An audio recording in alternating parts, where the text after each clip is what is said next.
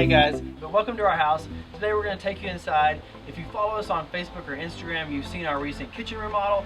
So today we're going to take you in, show you a little bit of a kitchen tour, show you why we made certain decisions, kind of give you a little look into the kitchen remodel, a little first-hand look. So come on in and hope you enjoy.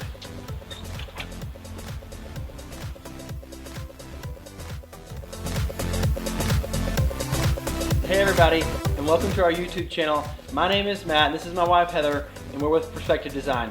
Our hope here on our channel is to inspire you to style a home you love with items that have a history to help tell your unique story.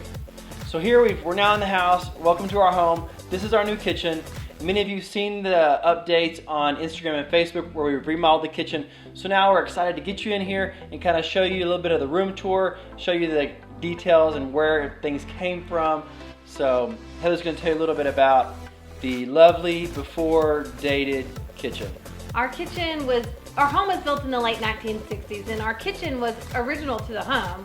So the cabinets were old and everything was just not working great anymore. The rollers were off the drawers, that when you pulled the drawers out, they just kind of fell out, sawdust, because it was rubbing on the wood. It just was in bad shape. Also, the space was not utilized well, so we wanted to correct those issues and make it more workable. So since we moved into our house, we've been planning on remodeling our kitchen, like in 2 years and 2 more years. So it was just the budget. We thought we were gonna have to spend $30,000 or $40,000 to redo our kitchen, and saving that amount of money was kind of daunting. So I had seen on some blogs of people using Ikea cabinets and that it was a lot less expensive. And so I said, Matt, hey, why don't we look into doing an Ikea kitchen? And well, tell them. Yeah, in the beginning I was like, no Heather, not Ikea, because our closest Ikea is 8 hours away. And what I've seen, I just think of like really shiny, high gloss, white, sleek, modern cabinets, which is not what our house is. We kind of have a this kind of craftsman style going on. And so I'm like, no. But once we got to looking at it, it was actually a really great product that's, really affordable for our budget. We're able to do it a lot quicker than saving, for another couple of years to be able to pay cash for the project. So we're excited about that. Also the assembly, I like the hands-on DIY stuff, so it was appealing to me that I could kind of assemble them myself. I enjoyed the building process and was able to save a lot of money because I could assemble them myself. So before you get started on your kitchen, you want to get inspired, see what you like, know what you want. You can watch TV shows, look at magazines, watch YouTube. Pinterest is always a great tool to use. So just really look and do your research so that, as soon as you get your kitchen done, you see something and think, man, I wish I would have put that in there. So just really kind of do some research and look at what's new and coming out. So. All right, so let's go take a look at the kitchen. So once we nailed down what we wanted, began the design process. The other feature with Ikea, they have an online 3D design software that allows you to design your whole kitchen as far as walls and windows and doors, everything online with all their different cabinet sizes, so you can really get everything nailed in place and get a really good vision of what you want before you actually go into the store to order your kitchen. One of the things we had to decide before we finalized everything is if we wanted doors or drawers. We pretty much settled on mostly, everywhere we could put a drawer, we put a drawer, because they're really functional. You can pull them all the way out and just have access to your stuff while you're standing up. No more squatting down and bending over and searching like that. So we went with mostly drawers, especially in any place we could put a drawer, we put a drawer. Yep. Our hardware here, we went with the drawer pull styles, and we put 2 of them on there so that it made a larger look. We ordered them online, and we'll put that link in the description below. We went with a white shaker style because it went with the craftsman style of our home. It came from Ikea, and they called it Grimsloff. I'm really not sure how to say that. I think it's Grimsloff, but it's at Ikea, and they can tell you how to say it. We chose to go with a separate cooktop and oven. So here we have our cooktop with drawers underneath it. So I have baking dishes here, and my pots and pans under here. My biggest pot fits under in the drawer, and then also I have a hidden drawer here that I keep my spices in. So it's all convenient when I'm cooking, which might not be as often as it should be. Here in this cabinet, we have our Lazy Susan I have quite a bit of storage now, so I haven't really fully filled it up, but it's nice that it pulls out and allows you access all the way back into that corner that would be hard to reach. And it's 2-tiered, so I have another shelf down there. So it's really nice and handy.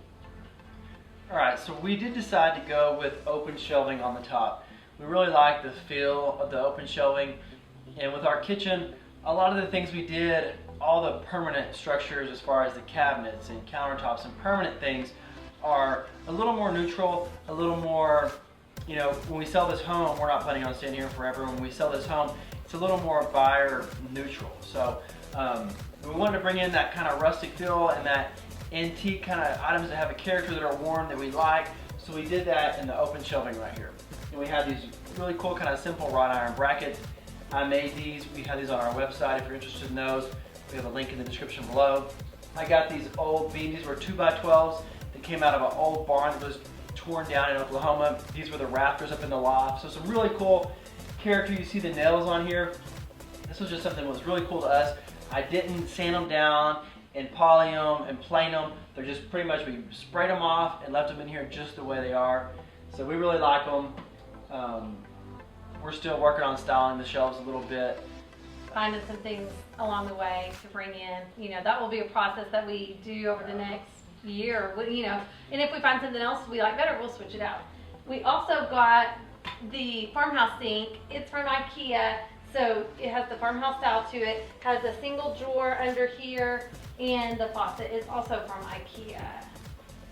So for lighting, in the kitchen in the beginning, we had one center light in the ceiling and no other lighting. So we installed recessed can lights in the ceiling, and we installed these two kind of chandeliers above the cooktop, as well as these wall sconces over here on the wall.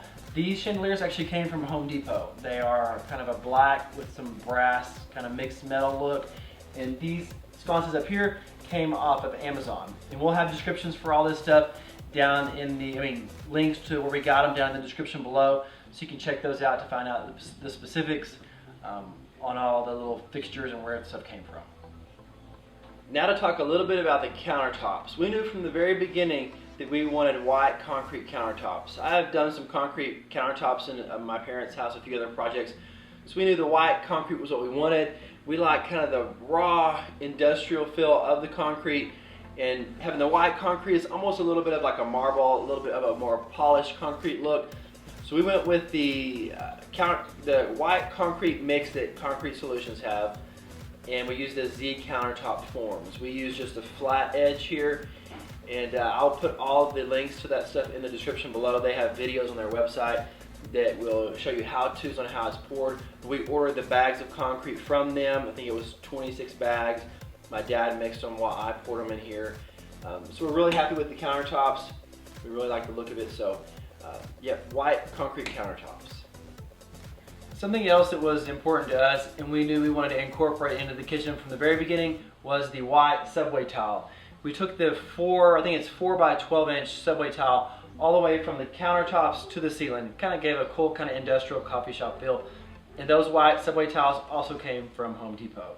So check out the description, there's a link to those as well. Really cheap, affordable, great look.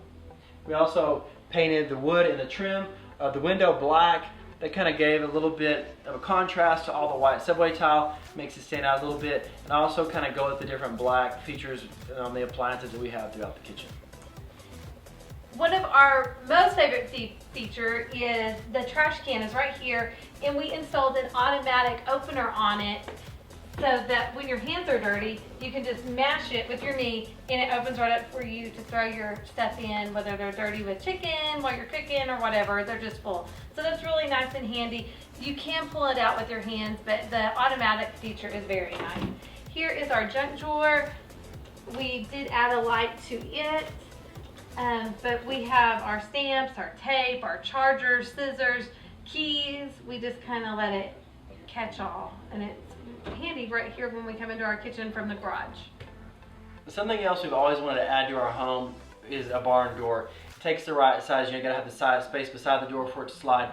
And when we had the kitchen design, we had thought it was a great opportunity to incorporate that barn door. So going into our laundry room, we do have the barn door. So we really like that feature. We probably don't use it a whole lot, but if we need it, it's there. And also this butcher block kind of grocery list. We have this here just as a grocery list or memos or whatever we need to do as a family. I made this actually. There was some online that I found that were $180. I made this one for probably I think about $35. So if this is something you'd like to see, put that in the comment section below, and if I get enough interest in it, I can do a DIY on how I made this whole butcher block rolling paper feature over here. Also, this wall we did black shiplap over here.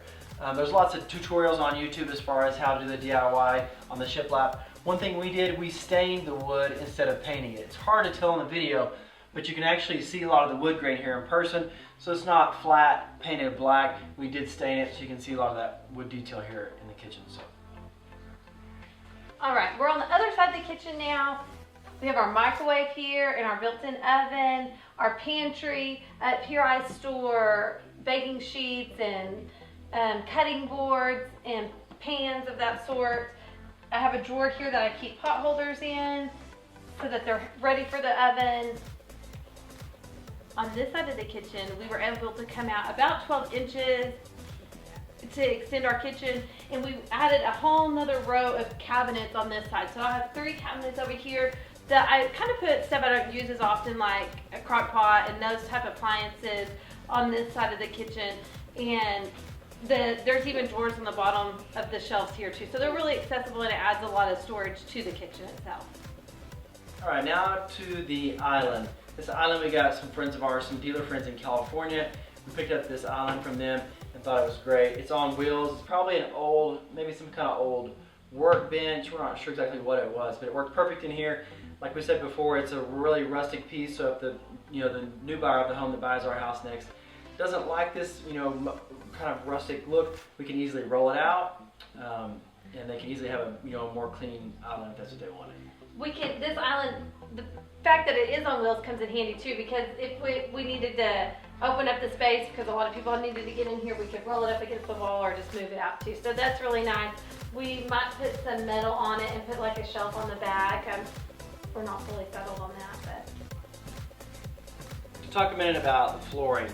The flooring we went with, this is a porcelain wood look tile. They're 6 inches wide by 36 inches long, each plank is. The brand is Montagna, and the color is Harvest Wood. This came from Home Depot as well. We have a link in the description below. We tiled our complete downstairs in this tile in a herringbone pattern. So we're really happy with it. It goes good with the white. Also matches, when you're matching different types of wood or wood finishes, like with our floating shelves, it's kind of that light gray color, and so is the floor. So when you're matching wood, you want to match the lighter tones in the wood. So that's what we try to do with the floor and our open shelving. Well, I hope you liked the tour, and I hope we gave you some good information about where we got things and kind of why we did the kitchen the way we did. So if you like this video, give it a thumbs up. If you like this kind of content, hit that subscribe button, and stay tuned for more great content. We have some great stuff coming your way. Thanks. Thank you guys. Hey, and thanks for stopping by our YouTube channel. Today I'm going to show you how we took this ordinary side table and transformed it into a piece that has a lot more character, kind of an old world layered paint look. I'm also going to reveal one of my secrets to creating a